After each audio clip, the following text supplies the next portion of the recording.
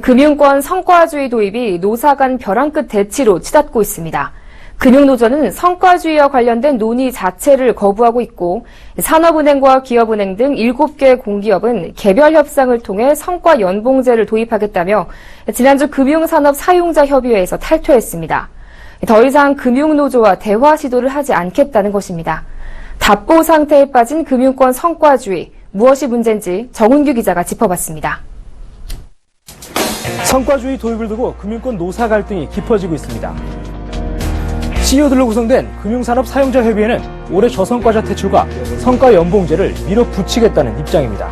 또한 현재 우리 금융권은 구시대적인 임금 체계로 공정한 성과와 연계된 보상 시스템이 미비되어 갈등이 상존하고 있어 금융산업의 현행 임금과 성과 보상 체계는 더 이상 지속 가능하지 않다고 생각합니다. 한편 금융노조는 성과주의 도입과 관련해 어떠한 합의도 하지 않겠다며 버티고 있습니다. 대화조차 거부하고 있는 노조도 문제지만 일방적으로 밀어붙이기만 하는 정부와 사측이 오히려 노조의 반발을 초래했다는 지적이 나옵니다. 애초 금융위가 밝힌 성과주의 추진 배경은 일 잘하는 사람에게 더 많은 보상을 주기 위한 것입니다.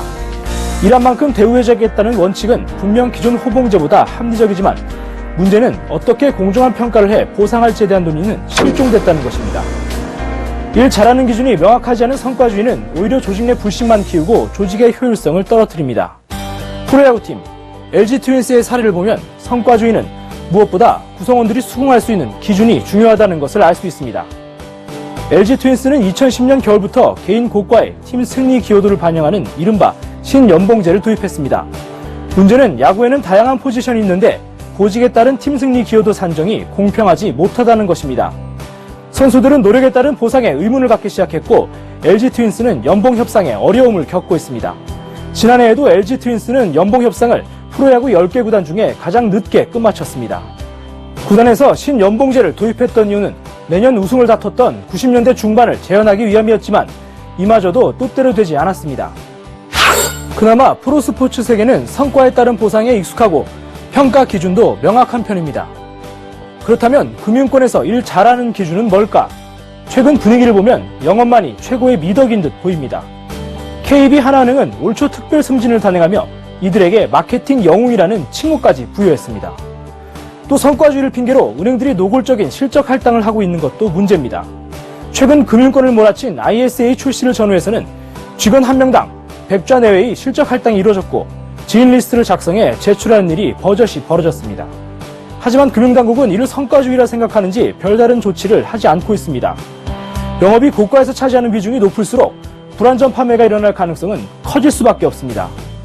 또 금융권에 영업이 필요한 직군만 있는 것도 아닙니다. 은행만 해도 감사와 전산 등 다양한 직군의 협업이 이루어집니다.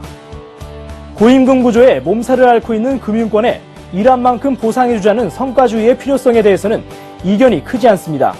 성과주의 문화가 정착되면 일하는 분위기가 조성돼 금융산업 전반의 역동성이 커질 수 있습니다. 하지만 평가 기준이 불분명한 성과주의는 단순히 인건비 줄이기에만 그칠 수 있습니다. 제대로 된 성과주의 문화를 정착시키기 위해서는 일 잘하는 기준이 무엇인지부터 명확히 해야 할 것입니다. 서울경제TV 정훈규입니다.